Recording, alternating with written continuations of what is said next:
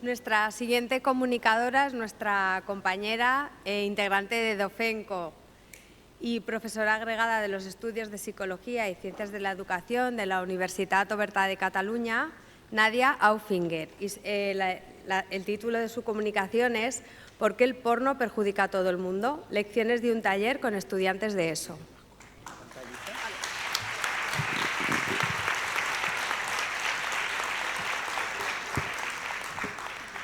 Buenas tardes. Bueno, es un placer estar aquí, está esto súper lleno y bueno, después de todo el curro que hemos hecho, pues un placer. Bien, yo, como ha dicho Miren, voy a presentar esta investigación que se trata de la implementación piloto de un taller sobre porno con alumnado de ESO que hemos realizado conjuntamente con la doctora Silvia Carrasco, que después vamos a invitar a subir también en el debate. Como no tengo mucho tiempo y hay muchas cosas que explicar, explicaré algunas cosas importantes, pero quiero remarcar que este estudio está publicado recientemente como artículo científico en la revista Atlánticas y que además podéis visualizar el webinar que hicimos el pasado noviembre dentro de los ciclos de webinars de Confluencia Movimiento Feminista. Bien, antes de comentaros la implementación de este taller, quería poner un poco de contexto y es que cada vez tenemos una preocupación más creciente, ¿no?, del aumento de la violencia sexual y el consumo de la pornografía en edades tempranas, y esto ha reactivado el debate sobre la necesidad de abordar la educación afectivo-sexual en los centros educativos.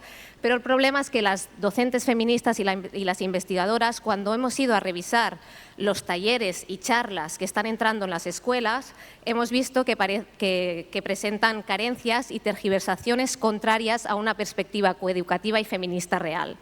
Hemos pasado, cuando yo era más jovencita, iba al instituto, hablábamos de, cuando nos venían a hacer educación afectivo-sexual, de la prevención de las enfermedades de transmisión sexual y evitar los embarazos en la adolescencia, hacia un contexto de hipersexualización y erotización de la violencia que está impregnada en la publicidad, la cultura y las redes sociales. Por eso es muy importante tener en cuenta que reclamar más educación afectivo-sexual así, genéricamente, sin especificar qué tipo de educación afectivo-sexual necesitamos, hoy es muy problemático. Por ello, con Feministas de Cataluña y Dofemco hicimos un trabajo de hacer una comparativa en lo que se llama la educación sexual integral, la ESI, que está impulsado por diferentes organismos, por ejemplo, la Agenda 2030, que está basada en la ideología y los contenidos queer. Quedémonos con ESI. Y luego contrastamos con la educación afectivo-sexual feminista y coeducativa real, que es desde la que trabajamos nosotras. No tengo tiempo de explicar todas las diferencias, pero si nos basamos en el porno, que es de lo que va el taller que os voy a explicar, vemos claramente que en la ESI el porno se trata como si fuera ficción, que puede educar, que hay porno feminista, que sirve como para salir de la rutina sexual, y sin embargo en la EAS, que es la educación afectivo-sexual con la que trabajamos nosotras, sabemos que el porno es violencia sexual firmada, que crea adicción y que afecta negativamente al desarrollo de los y las adolescentes. Como no me da tiempo de explicar toda la tabla, os invito mañana a venir al póster número 10, donde tenemos todas las diferencias entre ESI y EAS y la podemos comentar. Bien, pues paso a explicaros sobre el taller. El objetivo fue diseñar, implementar y analizar un taller formativo titulado ¿Por qué el porno perjudica a todo el mundo?, que lo implementamos con alumnado de ESO. Lo hicimos en un instituto público de secundaria, de aquí de un pueblo pequeño del Maresma, en la provincia de Barcelona. Lo implementamos desde primero a cuarto de la ESO a unos 330 estudiantes, en un instituto donde hay un claustro de casi 50 docentes. Y es importante remarcar que la petición de este taller nos vino porque en el pueblo se estaban haciendo acciones de coeducación y querían que también hiciéramos alguna cosa en el instituto. La coordinadora de la COCOBE del instituto tenía mucho interés y la tutora de segundo de ESO, que tenía una perspectiva feminista abolicionista, nos llamó para poder hacer este taller. Es importante remarcar que esta tutora ya quería hacer un taller de temas de igualdad y iba a implementarlo en segundo de la ESO, pero la parte del porno necesitaba ayuda y nos pidió que fuéramos. Bien, pues la duración del taller era de 90 minutos, o sea, es decir, cada curso solo nos vio 90 minutos. Teníamos un grupo de segundo de ESO que ya había tenido alguna sesión con esta profesora que os he comentado, por lo tanto lo tuvimos como grupo control porque ya había tenido una experiencia de formación de igualdad antes de que nosotras entráramos. Utilizamos recursos audiovisuales, dinámicas de grupo y ejercicios introspectivos y de debate y recogimos datos cualitativos y cuantitativos. Los cualitativos fueron observaciones que íbamos apuntando mientras pasaba el taller y también pasamos un cuestionario posterior al taller. Hicimos 5 bloques, uno de activación del pensamiento crítico y exploración de creencias previas. Explicamos el desarrollo de la sexualidad sana, como comentaba ahora Amelia Tiganus, y los factores que interfieren para romper esta sexualidad sana. Hablamos de la definición de sexualidad y de pornografía y las diferencias. Hicimos un análisis de las desigualdades entre mujeres y hombres en la pornografía y en las adicciones y concluimos como la pornografía como un negocio criminal. Como no puedo explicar todas las observaciones que hicimos, simplemente os voy a explicar algunas que son pues, destacables. En el segundo bloque, en el que hablábamos de este desarrollo de la línea evolutiva sana de la sexualidad, después hablábamos de los riesgos que pueden romper esta sexualidad, por ejemplo, la exposición prematura a los contenidos pornográficos y los abusos. Hicimos una introducción a lo que era el consentimiento y les dimos datos sobre violencia sexual entre y contra menores en Barcelona.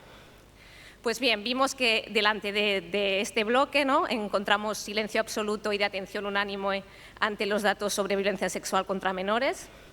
Se sorprendían ante el porcentaje de víctimas de edades tan tempranas, ante el hecho de que más de la mitad de los agresores fueran familiares y también por la presencia de niños también como víctimas y agredidas, ¿no? ¿Qué pasaba con los cursos que eran más grandes, en tercero y cuarto? Pues ahí empezamos a ver las primeras reacciones de cuestionamiento, ¿no? Lo primero que hacían era cuestionar la veracidad de los datos que les presentábamos, ¿no? Que de dónde habíamos sacado esos datos, cómo sabíamos que podía estar relacionado el porno con la violencia sexual. Después también que nosotras teníamos un sesgo porque como nos habíamos presentado como feministas, lo que pasaba es que estábamos en contra de los hombres. Y nos preguntaban qué pasa que las mujeres no agreden, que solo hay agresores hombres, hasta tuvimos alguna chica de cuarto de ESO que decía literalmente que las mujeres también violan, pero no aparece en la tele porque no interesa. Entonces les íbamos exponiendo pues, de dónde sacábamos todos los datos, ¿no? Y íbamos rebatiendo todos estos aspectos que nos cuestionaban. Además, también vimos este discurso que ahora pues, corre también por las redes sociales de vincular la inmigración con la violencia sexual.